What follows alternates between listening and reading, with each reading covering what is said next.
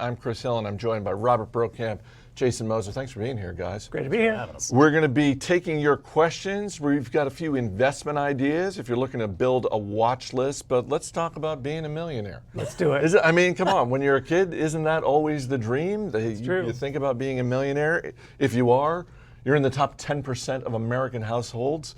And I got to say, bro, it really does seem like one of those things that, while it is attainable, on the surface, it just seems like it's out of reach for the average person. Right, and I can understand that. After all, only 10% of the people are able to do it, and it definitely takes some work, but it's not, you don't have to have an extraordinarily high income. In fact, I'm going to give you 3 examples right now of people able to do it, kind of everyday people. So number 1 was Dale Schroeder, who was a carpenter for 67 years in Iowa, until he died in 2005. He drove around in a Chevy truck, just wore jeans. Found out after he died he was worth $3 million. And he left it all to a charity to give scholarships to people in small towns in Iowa and go to school. Genevieve Viacava was a teacher for 45 years in New Jersey.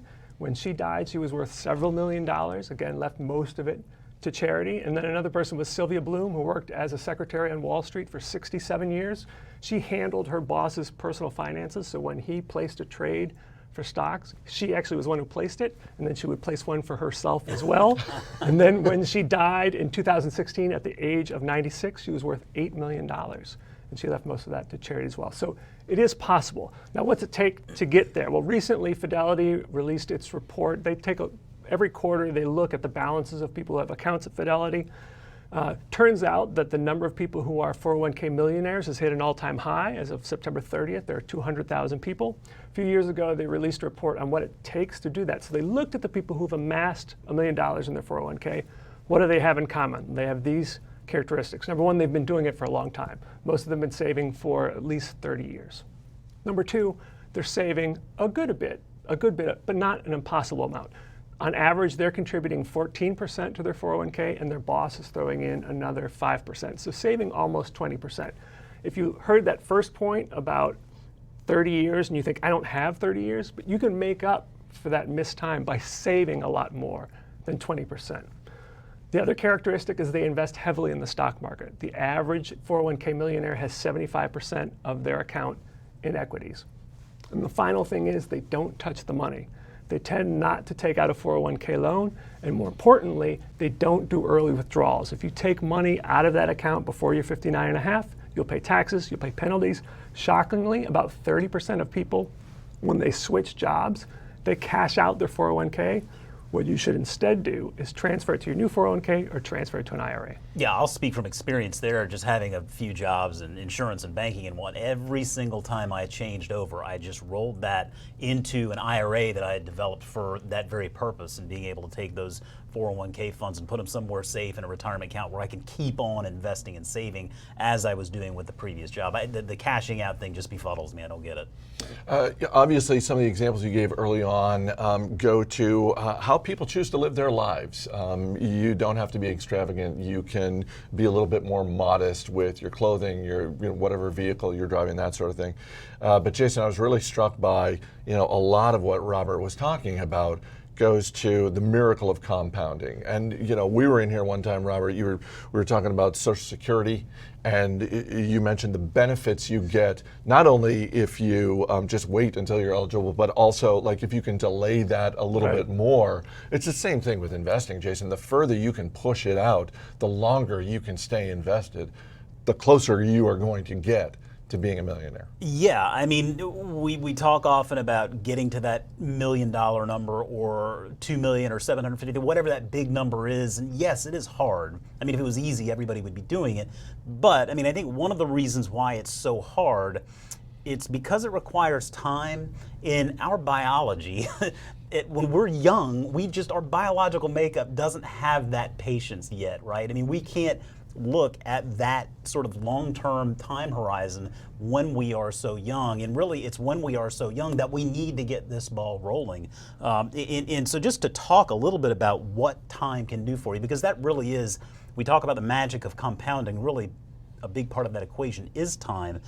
If we look at just some of the data here, and I looked at an NYU website here where Aswath Damodaran keeps some up-to-date returns from the market and whatnot. And if we look at the compounded value of $100 that was invested in the S&P 500 back in 1928. So in other words, you took $100, you put it in the S&P 500 back in 1928, and you just left it alone.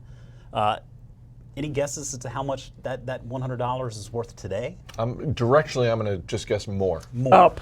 Yeah, up. All right. $382,850. Wow. Now that's we're closing in on 100 years there. Probably not a very realistic timeline for the folks out there watching. They're like, how does this apply to me? Well, let's take something a bit more recent. I do like keeping track of these things.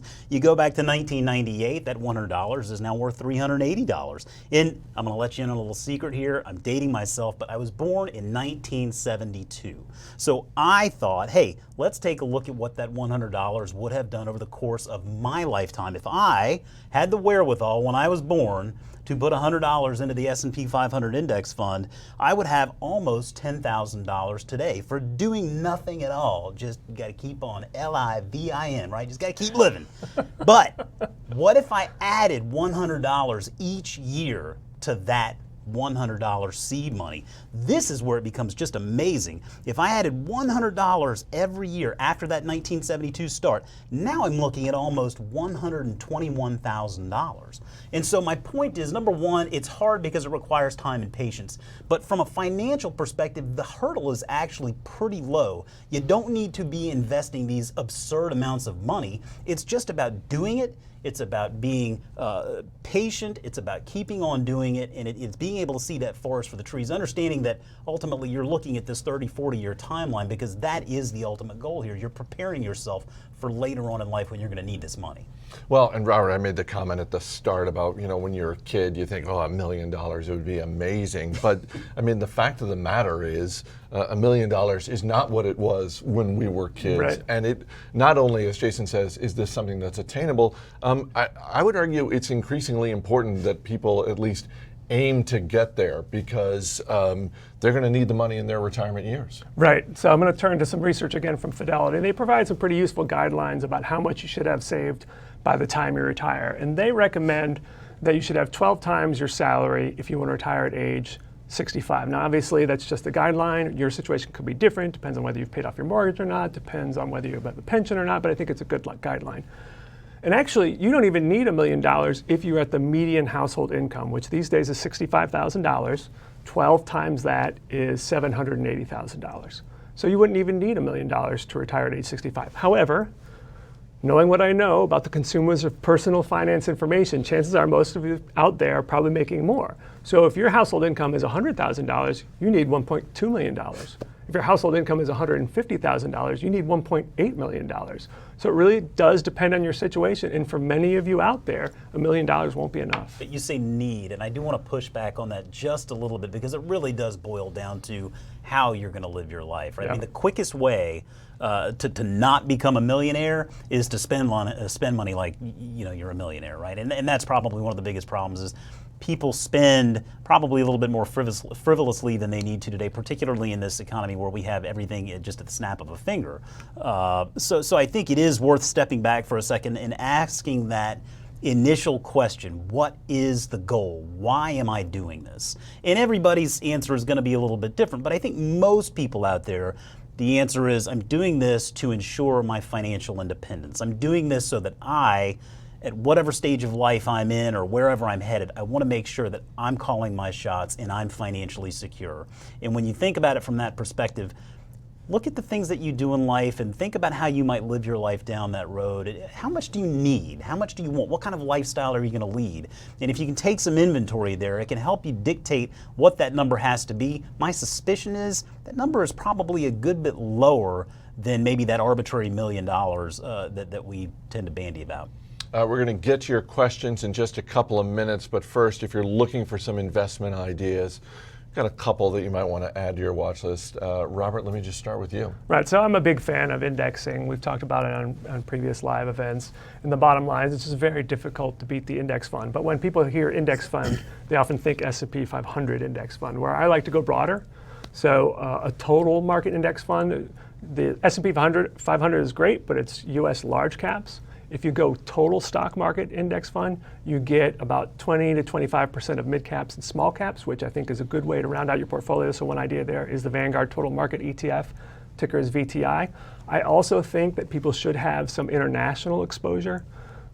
It's tough to argue for that now because over the last 5-10 years, U.S. stocks have outperformed international stocks, but that kind of comes in cycles, especially in decades. 80s were the time for international, 90s U.S. First decade of 2000s international, last decade U.S. At some point that time will turn, so I like the Vanguard Totals International Stock Index ETF, ticker VXUS. Did we recently switch over to that total market index here in our 401k at work? We added it, yeah. Yep. Jason, what about you? Yeah, I'm a stock guys. I mean, I love everything he said there, and I think that you really need to follow that advice on the fund side. If you were looking at actual stocks, people who have interest in owning individual businesses, I mean, personally, the younger you get started, the better. And I think that you really need to take a look at good dividend payers because, like we say, time's your buddy. And when you get a hold of good dividend payers when you're younger, I mean, you can let that just go, and you're going to see compounding via capital gains and the dividend payouts. And so, a few of them that I really like. I mean, Microsoft to me is a company that, I mean, we all know, we all use it in some capacity in our personal or our business lives. The investments that they've made in cloud and spatial computing have just been phenomenal. They're starting to take hold and really produce some results. So beyond what they've already done to date, I think Microsoft is just a tremendous opportunity. And then another one, probably everybody's familiar with Starbucks, right? I mean, I have a hard time believing that 20 years from now, coffee is going to be disrupted, right? I mean, there is no digital substitute. Still, you know, I need that. You need to hook that stuff to my veins and keep it coming, right? Starbucks has gotten to a point where it's so big, I don't even think they really have to worry about the threat of competition because if that competition comes up, they could buy it, right? So I think Starbucks is really poised to continue doing very well. And if they ever nail the food part of the equation, Chris, I'd imagine that's even a bigger market opportunity. And then a couple of other ideas for folks out there maybe looking for a little bit of a different market there. You know, I love the payment space, and I do believe that Visa and MasterCard are poised to be very big parts of our financial system for decades to come. I don't think they're going to be the companies that are disrupted. I think they're the companies that will be aiding the disruption of our financial markets in digital payments as we spend our money differently. So 4 dividend payers that I think investors can buy and hang on to for many, many years. I will say that personally, I own 2 of them in Visa and MasterCard. I don't know why I don't own Microsoft and Starbucks, but maybe this will light the fire that I needed to go get them. Well, it's an interesting point you make about disruption in the financial space because certainly you can go back 5 years or so, look at the rise of PayPal, Venmo, those types of things, and there were people saying, oh, this might be bad news for Visa and MasterCard, and it's like, no, they just keep humming along. Yeah, well, they figured out very quickly how to work with these companies that are helping disrupt the space. And it's a testament really to that toll booth model that they've set up from the very beginning. That value proposition that they offer is more or less that clearinghouse, so to speak. It's just very difficult to disrupt. And when you get that big, it gives you the opportunity to invest in the space and be a part of reshaping the space as opposed to being disrupted out of the space. All right, if you're looking for more information to get on your path to being a millionaire, we've got a free investing kit. You can check it out at fool.com/start. It's the Motley Fool's free investing kit. And it actually comes with 5 additional stock ideas. So check that out when you get a chance. We're going to get to your questions. And as always, if you like the video, please consider giving us a thumbs up. It helps other people find the videos that we're doing here. Let's start with this from Ming, who asks, how do you measure your wealth or net worth? Do you include your home or is it just your liquid funds? So in that stat you mentioned earlier, the 10%, that's from the Federal Reserve, and that does include your home and even your furniture and your car and everything. So that stat does include that. So if you want to do your net worth, that's fine that way. I don't necessarily include that when I'm calculating how much I need for retirement, though. I would only include things that you will use to spend in retirement, which generally is IRAs, 401ks, brokerage accounts. Now, you can use home equity if, for example, you're going to have a plan for downsizing. And you can think, well, I'm going to sell my 4-bedroom house in the DC suburbs, for example, and then buy a 2-bedroom house in Florida and be able to probably pocket a good $200,000-$300,000. In that case, I think you could include that in the amount that you're devoting to your retirement savings. I mean, if anything, when you include that home equity, it makes you feel a little bit better. Right. You feel a little bit richer, right? And you are. I mean, that is a resource. you are. Even if you don't plan to move, you could do a reverse mortgage or a home equity loan if you need it. It is a good resource. One viewer asked, you were talking about how payments seem like such a great space to invest in. Are there any industries that you would not touch? Wow, I tend to stay away from those commodity spaces, right? I think the natural the natural idea that always just sort of comes to my mind first is oil and natural gas, oil and gas, the energy space. It's not that I dislike the space. I mean, obviously we need energy, and there are a lot of great companies out there that are helping make the world go around. But generally, those companies are all levered to the price of the commodity, and that dictates how those stocks do, because it becomes very difficult to make those investments and then just buy and hold them, right? I mean, you have to be a little bit more aware of where we are in the cycle as far as energy prices go, and I do think that over the longer haul we are trying to move away from fossil fuels and more towards sustainable energy sources, and perhaps those would be a little bit more interesting because they incorporate a little bit more on the tech side. But yeah, energy, oil and gas is one of the first ones that comes to mind for me. MK asks, can you discuss the benefits of a Roth IRA? It seems like an awesome tool for people. Yeah, I totally agree. So the traditional IRA, just to make sure everyone's on the same page, when you put the money in, you get a tax break, but when you take the money out in retirement, you pay taxes. Roth is the other way around. No tax break today, but the money comes out tax-free in retirement. Why is that such a good idea? Well, with tax rates as low as they are, at lowest in generations, the tax break you're getting from participating in the traditional is not as good as it once was. So by participating in the Roth, you are giving a tax break, but it's not as valuable as it used to be. Then in the future, you'll have that tax-free income. I don't think anyone who gets to retirement with Roth assets is going to regret it and going to say, boo-hoo, I have too much tax-free assets. You probably are asked, you have to ask the question, where do I think taxes are going to be 20, 30 years from now? Chances are probably pretty good they're going to be higher. I mean, I think it seemed, I mean, there obviously ebb and flows as things go in DC, but that really is the question, right? And I think for me, instead of having one or the other, I have one of each. I have a traditional and a Roth, and I think that's a great way to kind of diversify and make sure you got your bases covered. Yeah, a couple other quick benefits of the Roth IRA.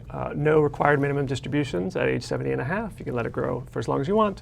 And the contributions that you put into the Roth IRA, you can take out tax and penalty free anytime. So if you ever feel like you're thinking of it as like a big fat emergency fund, you don't have to worry about those pennies. I don't recommend it, but it's good to know that you can do it. There's more flexibility with the Roth IRA. Ron asks, what do you think about microcap stocks? Should investors be looking there for winners? Isn't that Ron gross? Just kidding, Ron. Listen, the first foolish service I ever joined was Hidden Gems, our small cap service. I've got a really soft spot in my heart for small caps and micro caps. I love them. Now, with that said, you have to recognize there is that call, that song of the siren, that these tiny companies that can just become these multi-baggers, and in some cases they can, but oftentimes these microcaps are microcaps for a reason. It's very difficult to compete in the space when you're smaller and you don't have those financial resources. So I love them, but when you're investing in microcaps, it really is kind of like investing in the biotech spaces. Maybe think about a basket approach. Maybe own 10 different microcaps, because some of them do stand a very good chance of going to zero, but some certainly do stand the chance of being big-time multi-baggers, and that can be a very powerful thing for your portfolio. Bill asks, how are you guys thinking about building wealth for people already near retirement age? Well, the first thing you should do is consider extending your retirement age. You had mentioned earlier the power of delaying Social Security. I mentioned the guideline from Fidelity that says if you want to retire at age 65, you should have 12 times your income. If you're retired at 67, you only need 10 times your income. If you retire at age 70, you only need 8. That is because you are delaying Social Security, which grows 8% every year you delay it. When you retire, it's providing more of your income, and your portfolio doesn't have to do as much of the heavy lifting. That's number one. Number two, the other thing is, for people who haven't saved much for retirement, they do have home equity. So is there a way to downsize? Is there a way to move to a lower cost part of the country where you can that has two benefits. First of all, you unlock equity that you can invest in the stock market, but also it lowers your cost of living, so you don't need as much. A question from Feroz, who asks, I'm hearing a lot about the stock market being at the top and overheating. Is it risky to invest in an S&P index at this point? Should we wait for a correction first? We've been having this conversation for my entire career here, Chris. It's 10 years we've been talking about when is the market going to be tanking, because the market has really been on fire for a long time. That boils down to trying to make a call. And 4 years ago, we were thinking, hey, at some point this thing has to correct, and here we are today. Things seem to be better than ever. So the danger there in trying to wait is missing out on those returns, and we talk about this all the time. The one thing you need to do is remain invested, stay invested, and so it's very difficult to try to pick and choose those entries and exits. Rather, invest and keep on doing it. Do it continuously. So we're not saying, hey, just throw everything in the S&P 500 today, and particularly if you're concerned with valuations. It's understandable. Perhaps think about investing some now, and then methodically, over time, continue to invest. And it's very much like when we get paid here for our job, a little portion of that money goes into our 401k plan, and that's something that happens on a regular basis. So we catch the market peaks, we catch the market troughs. It makes for a nice, smooth trip up as long as you keep on doing it. Yeah, and I'll just mention the golden rule that we always talk about here, and that is any money you need in the next 3 to 5 years, you should probably not have in the stock market. And it is part of why I made the recommendation for international stocks, because they are cheaper. I'm not going to make a call of what's going to do well over the next 2 or 3 years, but I would be very surprised if over the next 10 years, U.S. stocks have outperformed international stocks. So tune in 10 years from now. We'll see if I'm right. Pamela asks, I have a basic question. Where is the best place to purchase these stocks or funds? And she adds parenthetically, lowest fee. I'll just add that it's a really good time to be looking to open an account. Everywhere. Just in the last few weeks, we had the cascading effect of Schwab, TD Ameritrade, pretty much every E-Trade, all the brokerages coming out and saying zero fees when it comes to trading. Yeah, and I don't think that's ever going to change, right? I think we've gotten down to the bottom there, and now we're going to see some consolidation in the space. Already looking at Schwab and TD Ameritrade talking about tying up there. There are plenty of options there as far as online brokerages. I would encourage you, make sure it is something where fees are zero, because you should not be paying any fees at all today. You look at an app like Robinhood, for example, that I think really kind of set that standard for a younger generation, and Robinhood's great. It does what it does very well, but recognize the fact that a platform like Robinhood is going to be very bare bones. It's going to be less robust, and you're not going to have nearly the information or resources that you would get with something like a TD Ameritrade or a Schwab, or the combined entity once they're done with the acquisition there. But yeah, definitely plenty of online brokers out there. Shop around and just make sure you're paying zero in fees. And that means commissions and account fees. Correct. Yeah. And they all want your business. Like, that's the other thing. They're all competing for your business, so you should be able to find something that works. Javon asks, is the thrift savings plan similar to an IRA? So it's similar to a 401k. The thrift savings plan is the 401k for federal workers, and it is outstanding. Mostly index-based investments, but they're extremely low cost. So as a foundational retirement savings vehicle, I think it's a great deal. If I were working for the federal government, I would be participating to the max. I once had a thrift myself. I spent 5 years working for the State Department and contributed to my thrift all the way up. I think they had it class A, B, C, D, and maybe E or something. And each class was sort of a different investment vehicle, very similar to the kind of stuff that you would get at any other employer, though. And the nice part is, if at some point you cut ties with the federal government and go work in the private industry, it is just as easy to roll over as any other type of 401k or IRA. I did it. Yeah. Fred asks, is it worth the extra expense to hire a financial advisor who touts a fiduciary status? So I'm a big fan of the fiduciary status. Basically what that means is they are legally obligated to put your interests first. You'd think every someone who calls himself a financial advisor is required to do that, but that's actually not true. So you need to look for someone who is working from the fiduciary standard. That means they have fewer conflicts of interest. They're going to look and say, like, at your whole portfolio, this is the best investment for you, not because it earns me the best commission. So I think it is worthwhile. Sharon asks, say you like a stock. I like a stock. Can you address timing when to buy the stock, how to find the right price? Sometimes I'll see something is a pick right now. How do you guys decide that? Okay, well, Sharon, is that right? That's my job, ultimately, is picking stocks and then telling our members when to buy them. There is a process in place where, we analyze the business, we come up with what we think is a reasonable valuation, and then you make an assumption there on what you think the future may hold, and you determine where you think maybe a fair entry point is. But that is something that we do here on a daily basis, is recommending stocks, and we don't do it solely based on valuation, I will say. say. Valuation is just one part of the overall analysis there. So I could probably go into this and talk for an hour, and I'm not going to do that. But yeah, generally speaking, we always feel like the best time to invest is now. And there are always great opportunities out there. As business-focused investors, we're focused more on the business, not as much about the valuation, but price always matters. And depending on the business model and how all of that works together, that's all of the stuff that goes into the calls that we make. Nathaniel asks, I'm changing jobs now and will be rolling over a 401k. If I roll over into a self-managed IRA, can I use these funds to invest in stocks? Can I use it to do short trading using credit spreads? Well, so when you roll the money from a 401k, where you go, you look for a brokerage that offers what you're looking for. So if you are looking to buy stocks, you look for the brokerage that has no commissions and offers the stocks that you want. If you're looking for funds, you look for the brokerage that's offering the funds that you want. I'm not sure about that last one. I've not heard that too often. There are some rules about what can be traded in an IRA, and then brokerages on top of that impose their own rules. So I think you'd have to look for a specialized IRA provider. I'm not sure I'd recommend it anyhow. G asks, is blockchain the new buzzword for tech companies and banks? I'm seeing it everywhere. How do you separate the contenders from the pretenders? Well, I mean, blockchain, Bitcoin, cryptocurrency, they all have been working together, and we've seen this rise and fall. Maybe we're in the trough of disillusionment right now on that hype cycle in regard to blockchain and in cryptocurrency. I think the technology behind blockchain, the argument is that it can impact a number of different markets, a number of different verticals, so to speak, versus something like a cryptocurrency.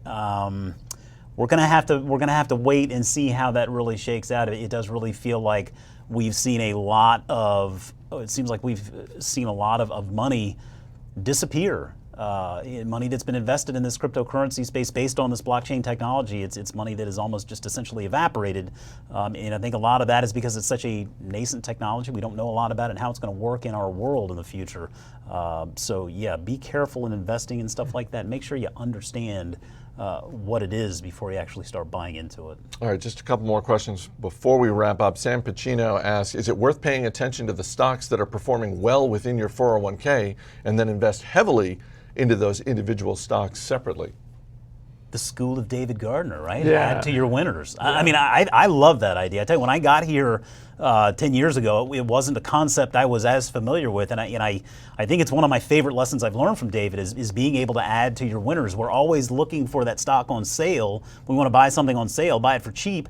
Well, the fact of the matter is, the reason why these stocks are performing well is because their businesses are performing well. And you want to buy into businesses that are performing well. So it's difficult maybe the first couple of times to do, but the more you do it, the better and easier it gets. I'm a big proponent of adding to your winners. Last question, should you use a regular IRA and a Roth at the same time?